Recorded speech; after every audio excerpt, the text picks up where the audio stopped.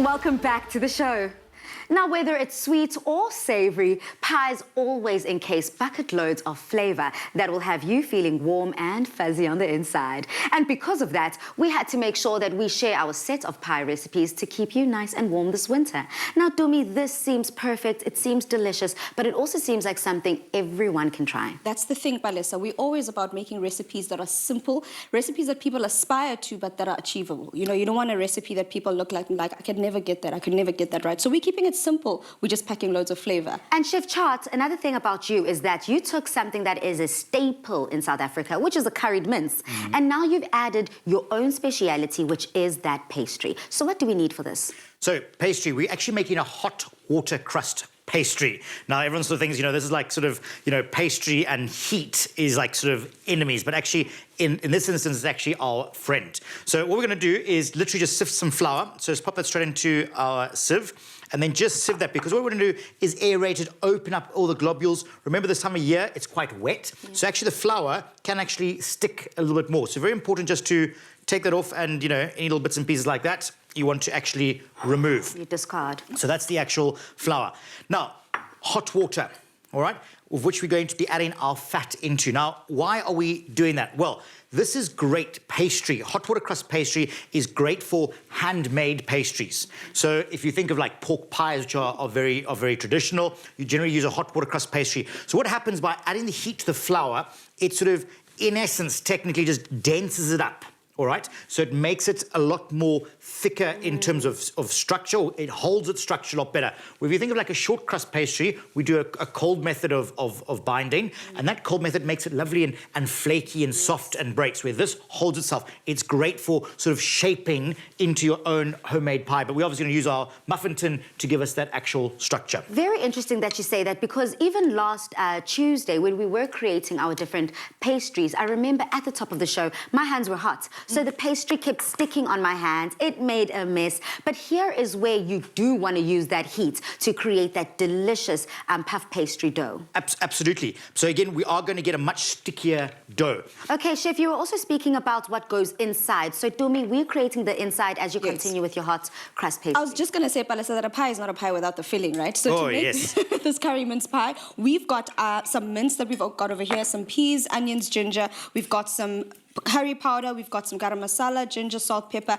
We've got an array of spices. So if you want to change it up and not make it curry, you can actually change it and use different types of spices. But we're sticking to traditions here and making sure we keep it as South African as possible. And we are using an oil that I think is a staple you should have in your house. You should never be without EXCELLA oil, because, like you said, Chef, we want to enhance the flavors of whatever you're cooking. So the one thing I love about EXCELLA is that it's a light, clear oil that doesn't, like, it basically enhances the flavor of whatever it is that you're cooking. It doesn't overshadow it. It doesn't have, it's odorless. I'm just going to start pouring my melted butter and water mixture into my flour. So just going to carefully pour that in. And again, remember, as I mentioned on Tuesday, if you remembered, I'm not going to add in all the liquid. Keep a little bit behind, and you can always add a little bit in there. Now, obviously, don't go and get your paws stuck in here now, because it's hot. No. All right, so anyway, we're just going to start bringing that together with a spoon, and then we'll be able to form our lovely pastry ball. How are you doing there with the peeling? Easy peasy. Listen, I'm a potato type of girl, and I'm going to be using my potatoes to go into that filling that Udumi is making. Correct. Because a lot of people do love that hearty potato within a mince curry. So I'm doing that, keeping it pretty traditional here. Super simple. I mean, there's nothing much to it. I've peeled my potatoes, and now I'm just chopping them up. And the one thing I love about this recipe as well, Palesa, is that most cases when people make stews and stuff like that, you want the potato to hold its shape and to be full and so forth. In this instance, we actually want to mash the potatoes into the curry mince, because you want to make sure that it holds its shape. So we're going to cook it down, and we're going to let it cool down, because, like we said on Tuesday, when you're working with pastries, you never put in a hot mixer or filling into the pastry. Do you want to tell us why, Chef? Well, I mean, again, what's going to happen when something's hot? I mean, if you look at this batter, or the pastry, should I say, you can see that it just sort of goes to mush. Remember this butter. Butter, when it's nice and cold, it's firm, it holds itself. You make it sort of soft, and it just sort of, exactly. So you can imagine putting your filling into there, everything's just going to sort of shrivel down, and you're not going to have, you're going to have your pastry sitting at the bottom, which is going to end up being soggy because it's taking all the moisture and so on and so forth. So what you want to do is let this firm up and cool it down, and then you end up with this as your pastry. That is so dense. Right. Now I see exactly what you mean when it comes to that. Feel that. Wow, yeah. You're different. You can even have a look at it as well. You can see that sort of that density as a whole. And again, all we need to do now is rolling this out as well. So let's have a bit of a sprinkle on the surface. It's very interesting also, Chef, just going back to the fact that we are using EXCELLA oil in everything that we're making today within this segment. Tumi, the EXCELLA oil at the end of the day, for me today we're using it to fry up our ingredients, but you can also use it for baking. You can use it for so many different recipes. It's very, very versatile in the kitchen. So much more that you can try with the EXCELLA oil. And I also just want to highlight the point that Tumi made earlier, the fact that EXCELLA oil has that neutral taste.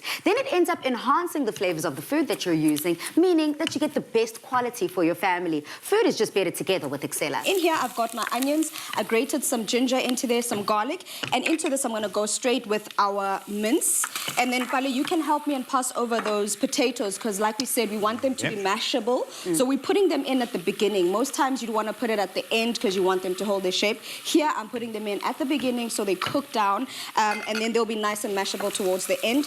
And as you can notice, I'm also putting a little bit of that liquid just to help steam up those potatoes. And that's it, Pale. So once I've added these, I'm going with my carrots, my spices, let everything sit down and mellow down with that stock. And that's about it. We're going to fill those pies that Chef Chart is making for us. Yeah, back to the pastry station. Chef, how far? So, you see I've rolled it out there. What's really important is every now and again, just pick it up. And just, you might need to add a little bit of flour underneath. Okay, and then just work that out. And you can actually see, this just molds so well. Look at my fingers. It's easy. It's so easy, it's very pliable. And that's the beauty of a hot water crust. Now, as you're rolling it, we are stretching it, exactly. I'm like, this and started again, off so small, but it's so big now. But be careful that you don't, roll it. Then when you come to cut it, it goes, whoop.